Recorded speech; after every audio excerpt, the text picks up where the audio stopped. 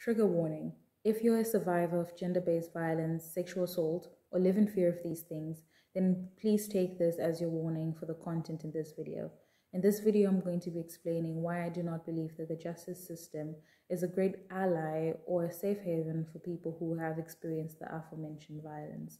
And if you believe that this can be a little bit triggering for you, I understand. You may click away from this video and maybe find something else that's more entertaining or to your liking. You've been warned. Guys, welcome to Friday Feminist Talks. It has been a long time since I've come onto this platform and just shared my mind. I'm sharing something that I've always thought about, opinions that I've always had, but I just thought this might be the perfect time for me to share them. I think if you know me, if you follow me on Twitter, or if you followed me long enough, you know that I'm not a believer in the justice system. I think all of it is a hoax. I don't believe in the police. I don't believe in prisons. I don't believe in all those things. And part of it has to do with the fact that I know that I'm a candidate for those places, for places like prison, even when I'm innocent, because that's just how society works. And I'm trying to kind of illuminate why I believe those things. So let's just get into it. So maybe you can kind of follow my train and I can feel important and so on. Intellectual, what. All right. First things first, I have to explain what I consider abuse and what my definition of abuse is. So abuse to me is cruelty and violence meted out against somebody who has less power or access in society. And this is because in our society, we are kind of placed on this hierarchy of access. And so the poor Black immigrant, physically, mentally disabled person will probably not have as much access as maybe a cis heterosexual wealthy white man. And we know these things, although these concepts are not supposed to be added up and they are not always perfect fits, we do understand that the closer that you are to the more desirable form, which is wealthy, male, cis heterosexual, able-bodied, mentally okay, and so forth, the less likely you are to experience certain kinds of harm. And we come from a society that values this through things like colorism, sexism, gender pay gaps, abortion laws, anti-abortion laws in particular, sex trafficking. All these things reinforce the kind of idea society has, including things like things that are considered very minor, like beauty standards and so forth. So that we do understand that as a society, we kind of value a certain type of person and a certain type of being. And why this is important to acknowledge is the fact that these things create the social norms, the social standard, our culture, pop culture, our religion, everything, the way we think, the way we are, the sympathy we have, the empathy we're trained to have for others is kind of groomed within the boundaries of these oppressive systems. And we know that the closer you are to power, the closer you are to justice. So those who maybe have been wronged, if someone was to steal from the prime minister of a country or from a wealthy businessman, they are more likely they're more likely to face the wrath of the law than, for example, a wealthy person steals from me, like business corporations or any of the multiple companies that rob poor people that are owned by billionaires. So we kind of understand that you rob Amazon, you're more likely to be punished for it than when the reverse happens to you. So yeah, already you're starting from zero. When you're a person who can be abused, you're already starting from zero. And this is the beginning of why I think the judicial system was not created for people who face this kind of abuse. Many types of abuse as well, but I'm focusing on these two. It's just not meant for you, and I think we must divest from it. Maybe there's room for restoration, but as things currently stand, I do not buy this as a feasible option for gender-based violence victims and sexual assault victims. So how does my understanding of the power discrepancy fit into my argument against the judicial system as a safe haven for those who've been impacted by gender-based violence and sexual assault? Well, I believe that the law cannot be impartial if it is created by individuals who are not impartial. We know this because the most marginalized against us, for example, during Pride Month, I think it's fitting for me to bring in members of the LGBTQIA+ community. They have to lobby incredibly throughout the world, continuously lobby. Women have to do the same things in order to preserve rights that should have been theirs anyway, that should not have been debatable. Whilst those who are part of the status quo don't have to fight for that. There was never an argument, there was never a fight for cis heterosexual people to marry themselves or to be in these unions. That was never debatable. There was never any law banning people who are married from having children, having sex, or so on, because they form the status quo and those rights are considered integral. They didn't need much fighting. In fact, they were considered at the first point. So our law is created by people who are not impartial, who feel like certain people do not deserve certain earnings.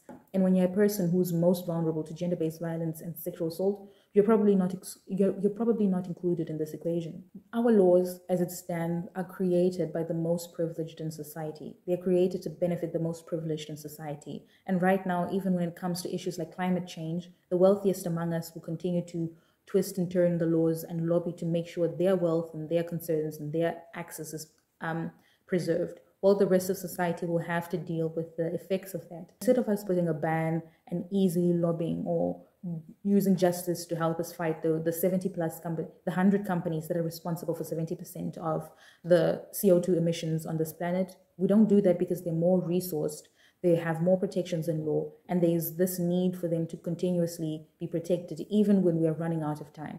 That's how the law works. So if it's working for something that we understand is going to harm us all, regardless of our social standing and how much wealth we have, then what makes you think that you as a person, or what makes you think that this society is ready to believe those who are marginalized? I don't think that's fair. I don't think that's feasible. The second thing is that the court system is not created to be trauma-informed or to prioritize the trauma of the abuse victims. You're going to be torn apart. I do not see any value in me having to be tasked with preserving evidence so I can win a case in court when I'm going through a very traumatic experience. If you're raped, you're expected to expose yourself in a hospital right after somebody has violated you. When your body has become a crime scene, you're expected to then go to the hospital, open yourself up so multiple people can poke and prod you to get whatever evidence that they want from there. And even when you go through that humiliation, that doesn't guarantee you anything. You're going to have to tell your story time and time again to whoever needs to take the report. Your abuser is not going to get time to relive such a traumatic experience. The burden of proof lies on you as the victim. And God forbid you have evidence. Evidence means nothing because to most people that means you set the whole thing up. Maybe your behavior, your attitude, your response to something needs to be overanalyzed so we really see and we really understand if this was really not consensual. Or okay, we can see in the video that you're being beaten here.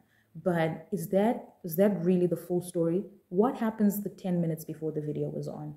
And so that guarantees you nothing. The court system can only provide you more trauma, can only extend the length of your therapy bill, and sometimes is so expensive, especially when you want some kind of justice. And for the ordinary woman, for the ordinary person, that is not feasible. You don't have the funds to funnel into maybe getting your abuser put in jail for 1 year, because that would be a miracle. At most, you're going to waste their time and for 3 years go to the court and back, relive your trauma, be stuck in this place where you can't move and can't make progress, because that is what the judicial system promises victims. And so it is my assertion that you cannot receive justice from people who are supposed to look at your testament with extreme scrutiny. How can somebody who is aiming or whose hope is to catch you out on a lie, who's not hoping that your testament is true, give you justice? And what does justice look like when you're the one who carries the burden of truth and who's bound or sworn to secrecy from the time that your abuse happens, whose every behavior is to be policed and consumed so you can prove yourself to be a righteous and deserving or a righteous and perfect victim? But when all is said and done, we understand that in our society, it is not our nature for us to believe victims of abuse. In fact, our nature is to discredit and disbelieve them because why not?